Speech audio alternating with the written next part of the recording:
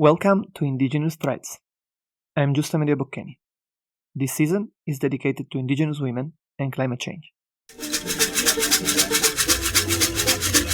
Hi everyone. Today the session is dedicated to the socio-cultural region of Eastern Europe, Russian Federation, Central Asia, and Transcaucasia. The guests are Daria, Egereva, and Aivana, Enmynkau. Welcome to the podcast. Thank you so much for your invitation. I'm so happy to be here. Hi, my name is Aivana. Thank you so much for inviting me. Thank you for coming. I'm gonna give you the floor, and it would be great if you can introduce yourselves for the audience. Daria, and then Aivana, please. My name is Daria Egereva, and I belong to a small group of Indigenous Peoples of Siberia. We call themselves Selkup people. So my group of people is divided in two subgroups. One group lives in the Arctic, another group lives in Siberia. So I belong to Siberian, to forest people. So we are a small number. Ethnic group, our group is just 3,500 people. We are fishermen and get income from forest products by gathering beers and grasses. And Aivana, please. My name is Aivana. I belong to a tribe of Siberian Yupiks named Nuvukakhmit, and that means the people of Nuvukak or Naukan. That was a village of sea hunters from Cape Dezhnev, located in Chukotka, the northeastern region of Russia. As I have said, they were sea hunters. They hunted marine mammals such as gray and bowhead whales, walruses, seals such as spotted seals, bearded seals, ribbon and ring seals. They also went crab fishing. They picked up seaweed and all other kinds of marine products. But myself, I was born and raised in a city because my grandfather and his family and all other villagers of Naukan, they were relocated in 1958 and they dispersed all over Chukotka. And so I was born in the city. And Aivana, did you have a chance to go visit the territories of your people? Not exactly Nvukak or Naukan, but we have other coastal villages where people also hunt marine mammals. They still do it, and there are about 1,200 of Siberian Yupik people and about 1,400 of Chukchis, and a part of Chukchis are coastal villagers and sea hunters. That's fantastic. Thank you both for these introductions, and especially for mentioning your connection to your people, for describing already some of the aspects that I'm sure are going to emerge again in our conversation. You both mentioned that your people rely on hunting, fishing, and gathering. And these are all activities that, surely enough, have been important for Indigenous people, impacted very much by the consequences of climate change, as well as colonialism and extractivism. So it would be great if you can address some of these things. I'm wondering how all this contributed to changes in the life of your people and perhaps also in your own life. So I was born in a village, in a small village. When I was a kid, it was about 500 people there. Now just 2 or 3 families stay for winter there. The village is almost destroyed. There is no economical way to stay there, not for youth, not for women, not for hunters or fishermen, because of poor infrastructure and because of absence of school and local administration.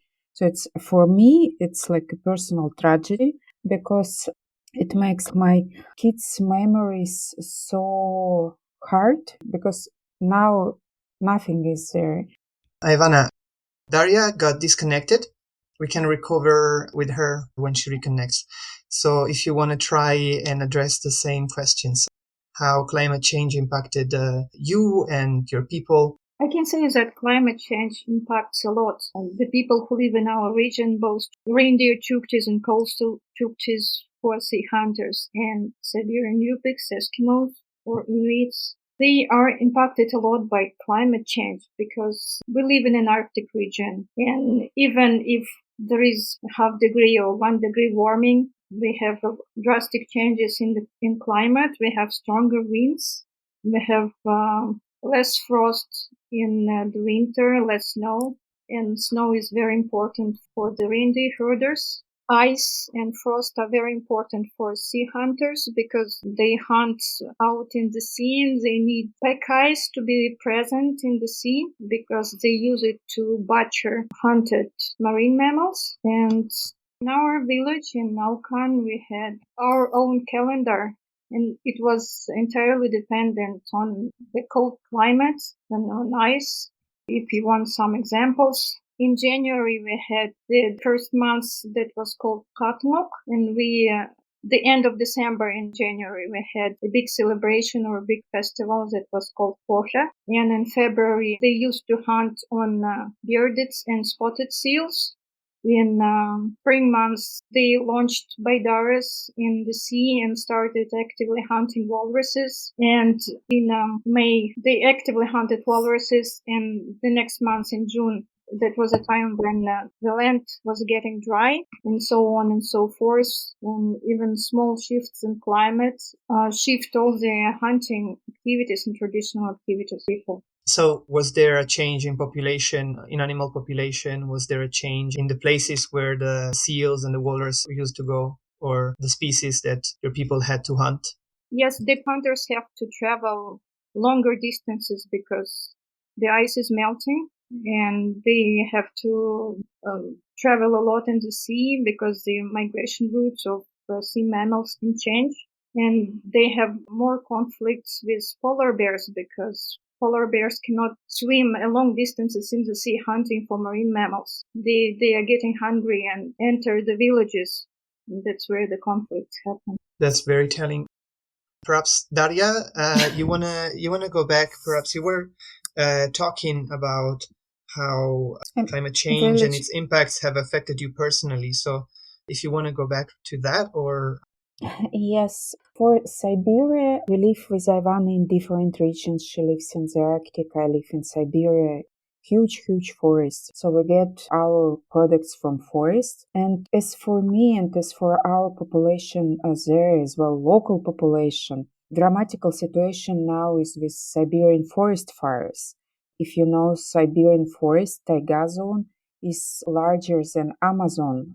But when we talk about forest, we bring so much attention to Amazon forest and we forget about the role of Siberian forest. And the huge forest fires in Siberia are really dramatical because they destroy not only life of indigenous peoples, they destroy all population in the world. I live in the area of the biggest wetland, which is called Vasyugan wetland, and it's also called in one of the native languages of Siberian people. And it's also drying out. And underneath of the wetland, there is a pit which has also fires. It's like more and more dramatical cases because these pit fires can fire all year round. If we have pit fires, we don't have berries on the wetland and people cannot go there. And as Aivana mentioned, we also have conflicts in wild animals because of the forest fires. Animals from other regions come to a new one where there is no fire and trying to struggle for food. And sometimes it's so much dramatical for me, they struggle for food also with indigenous peoples. Like they want to hunt the same elk which is needed by indigenous group, but bears are also hungry and they need the same elk as my people.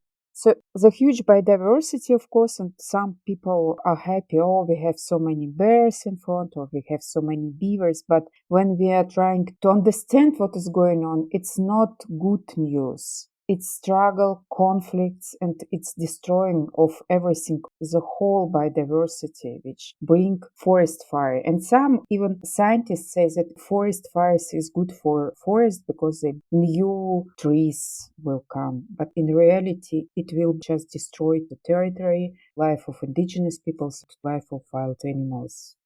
Thank you so much, Daria. I want to try to bring the conversation towards the issue of indigenous women more specifically and how these changes have impacted them. But Of course, everything you said calls for other reflections too, such as how indigenous knowledge has been disregarded. And you, Daria, just mentioned scientists are saying everything is going in a certain direction, but the people also, as Aivana said, her people is noticing the changes on the ground, and some things that are happening are not being taken into account sufficiently by administrative bodies, governmental groups, and well, you didn't mention this, but I'm wondering if also private ventures, enterprises, corporations are present in these territories. So I raised a lot of issues, but if you can try to address some of these, perhaps with indigenous women in mind, whether it's you or experiences of other indigenous women in the region. Indigenous women always worry about one of the reasons of migration of indigenous women from territories, climate change.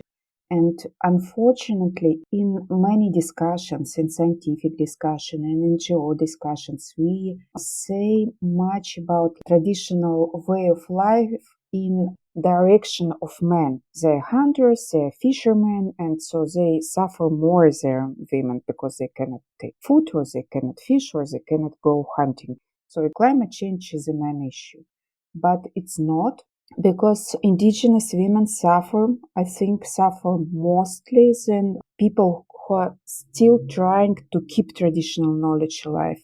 Indigenous women, they're victims in this because forest is not here, or forest is not here, and she lives alone. She cannot bring any beers from forest. She doesn't have even a boat to go somewhere by herself. So what women do, they leave territories. And now we have so many indigenous young girls who are now in cities. Sometimes they don't have a job they would love. They like indigenous, they can make beautiful dressings, but who needs them in the cities? And they work for a low payment. Mostly they work in the beauty spheres, they make nails or whatever.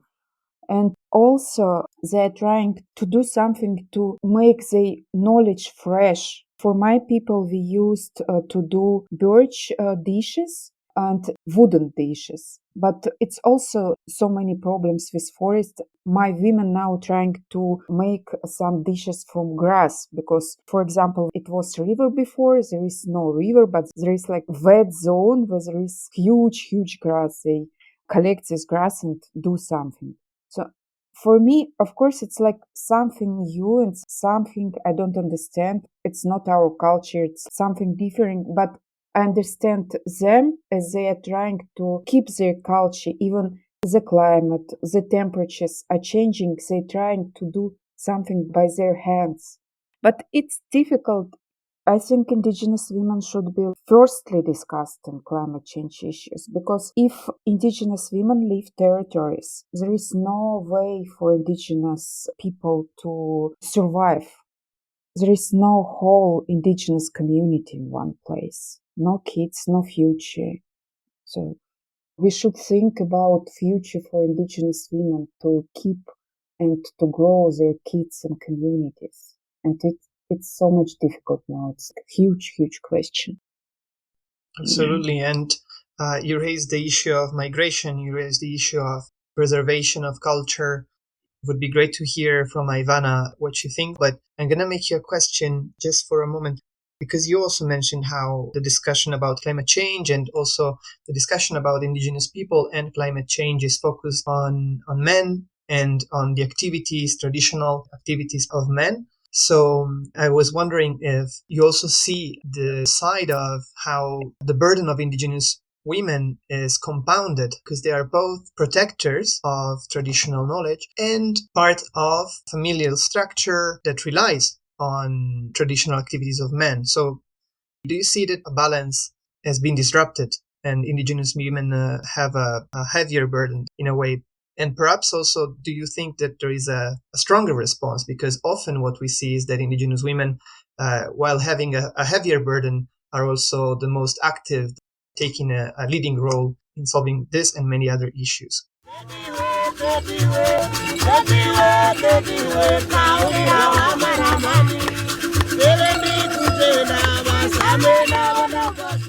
So Daria, I see you nodding. So I think in general you agree with this. And please, if you have a few more words to say, you feel welcome to utter them. But otherwise, I see Ivan is back, so we can also give her the word. I would like to add that Indigenous women are only part of the many problems that are now faced by Indigenous people, both in my region and in many other regions of Russia. Because when we talk about reindeer herding or we talk about sea hunting, these are collective forms of life, traditional collective forms of life.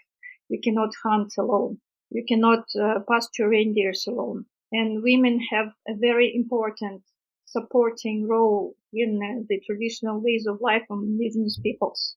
As Daria said, many women tend to migrate to cities or to bigger villages because the life in tundra or in a small village is not very attractive to them because they have a lot of manual labor. They have to know ways of life, and it is very important that they have some elder women to teach them languages and teach them all kinds of things they need to do to sew, to process hides or skins, to raise children. And these are very difficult things to do right now. And of course, both reindeer herders in tundra and sea hunters need more women if we want to keep our traditional ways of life. Thank you, Ivana. So I wanted to turn towards the issue of actions. I'm wondering if you're aware or you're part of any concerted efforts by Indigenous people and perhaps more specifically Indigenous women in your region to counteract some of these negative effects of climate change. Please, Daria, if you have anything in mind. Yeah, as I mentioned, Indigenous women are trying to rebuild or bring something new in traditional knowledge. As Aivana mentioned, we have problems, for example, because of war, not in my region. In Krasnoyarsk, we are not reindeer herders, but the closest region to us is Krasnoyarsk one. And women with whom I'm communicating, she's doing a reindeer winter coats. And she is collecting these skins from reindeer herders. And for her, last winter was very difficult one because the winter was warm and reindeer skin started to get worse because usually winter goes until that day. But winter was warm and she didn't have time or place for a refrigerator to keep the skins. They usually keep it in some kind of snow houses. So she started to lose her income and trying to find someone who could help her with the skin. And because of that, some of the women starting to use not real skin, but polyester, but man-made skin to sew dresses or some kind of issues for home. It's also new, but it's here. So animals and use of animals products is not easy in this situation. And also, as I mentioned, my people started to do grass dishes to collect them, or they try to grow some kind of berries which is growing only in warm territories in their small gardens. It's not like big one, but they try to do it as well. This seems like a fantastic example. And Ivana, do you also have something in mind? I can think of traditional sewing. We have a long, long tradition of sewing in our family. And I remember my mom told me about her mom, that is my grandmother. And my mom was striving to study. She wanted to study. She didn't speak Russian from her childhood. She spoke only Nvukahmit. And her mom was a traditional seamstress, embroideress. She embroidered beautiful slippers and traditional clothing and all kinds of souvenirs like traditional Eskimo bowls. And when she saw that my mother tries to read and looks out for an opportunity to read, or she's looking out for books, some books, she was kind of grumbling at her and saying, books won't feed you. You should learn how to sew and embroider. But now, two big issues for traditional embroidery and sewing activities are market to sell their products and source materials, like raw materials.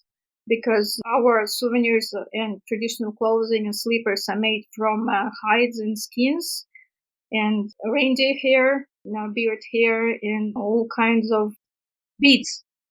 These are very different things to source. And women try to sell their souvenirs using internet now when they have access to internet.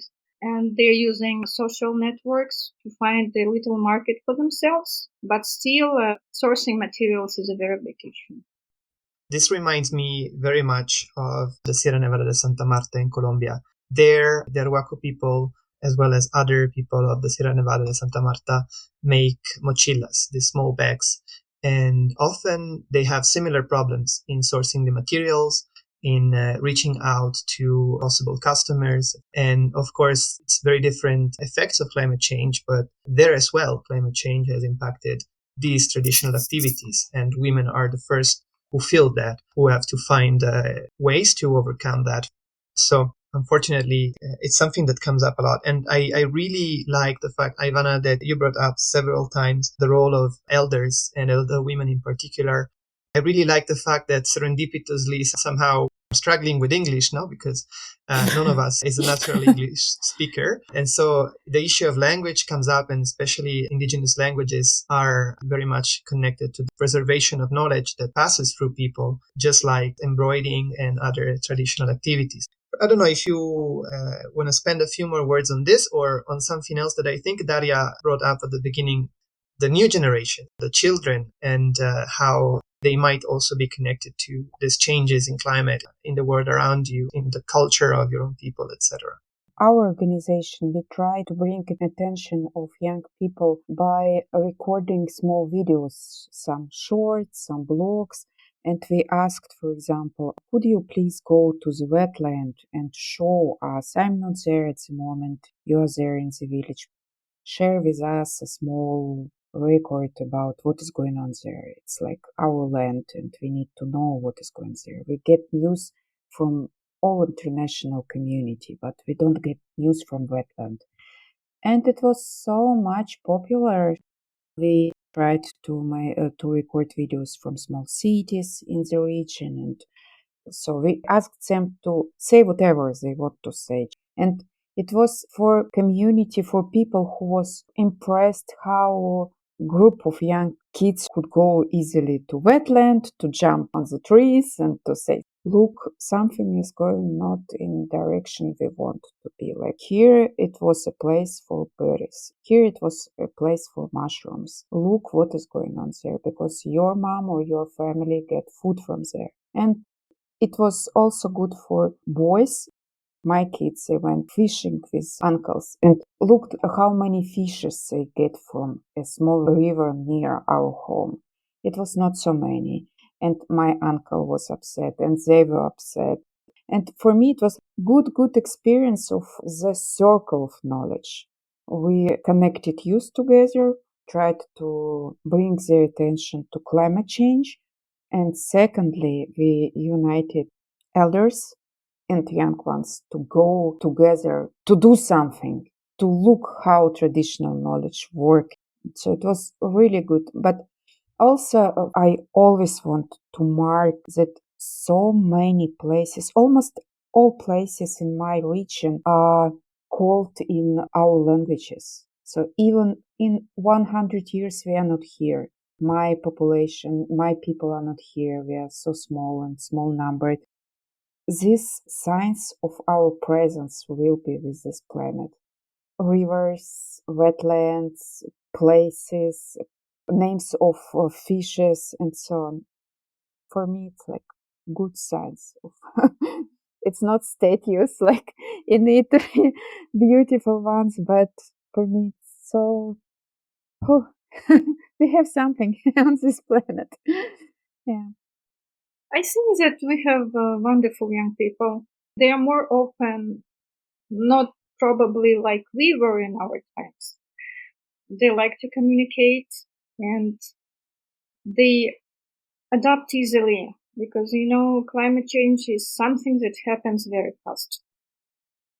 Like, as I said, we have the names of our months that were based on climate, on a stable climate, on a stable cold climate. And that lasted for centuries, and now everything's changing so fast. But young people, they adapt easily. They are looking for the ways to express themselves, and they want to have an individuality. And they are searching their individual features in the past of their people. They're very curious about the history of their families, and I like that. And I hope that they can bring something or connect whatever they know of new technologies with their histories and their families and their elders, and bring something new from that. Thank you both. Especially this last round of questioning brought up incredibly insightful and profound reflections. I just want to close with a general question addressing the situation right now in the region. Perhaps after these hopeful words about the next generations, you have the strength to address another difficulty and hope for a better solution to it as well. For me, Aivana mentioned it so good, and for me it will be like a big dream to have a new generation after us, which have good knowledge in technologies, digital knowledge, and can unite with traditional knowledge. And for me, it's also important that my people are economically stable, that my village, my community is alive, and because it's important for us, it's our land. And I always remember him when I'm talking about land. Gabriel Garcia Marquez, in his book 100 of Lonely, I'm just not sure that I'm translating it correctly. He said that land is yours when there are bonds of your family. So your family in your land, so this land is yours. And I know that the big generations of my family belong to that land, and I want this land be alive for any reason. I know that there is a place which I can keep as mine, and for me land is important, and stability of land means stability of people, and economical, traditional, everything. If land belongs to us, we belong to land, and if we can together, not just indigenous peoples, keep attention to the land, but all people. Siberian forest is huge, and we need support of scientists, support of government, and good behavior of industrial companies, of everyone. Each person is responsible for what is going on now. Not just indigenous people suffer. They can bring news from lands, but we all in solidarity need to change the situation, just to help land to be alive. It's my main wish for future. Just if, I don't know, in 100 years I will be watching the land and the planet, I need to see that my village is still there, at least. Not at least. It's the most important dream. Yeah. The biggest challenge is now to be adaptive, as adaptive as possible. Sometimes it's not an easy thing to do because any society tends to be conservative. But in times of change, we need to look for the ways to conserve our knowledge, to conserve our values, and to seek a foundation of our life on our land, because land is a primary issue for any indigenous people. And yes, we have to look for everyone's contribution into conserving land.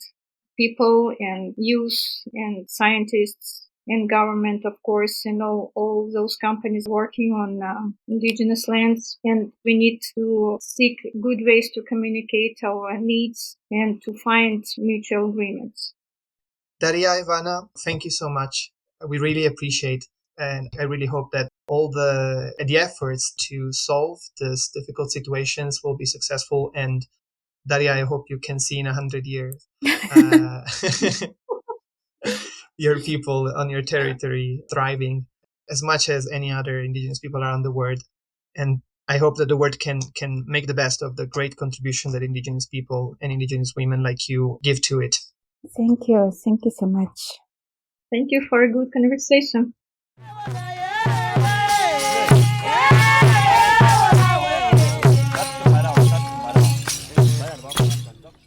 This has been Indigenous Threads, a podcast series promoted by McGill University's Center for Human Rights and Legal Pluralism.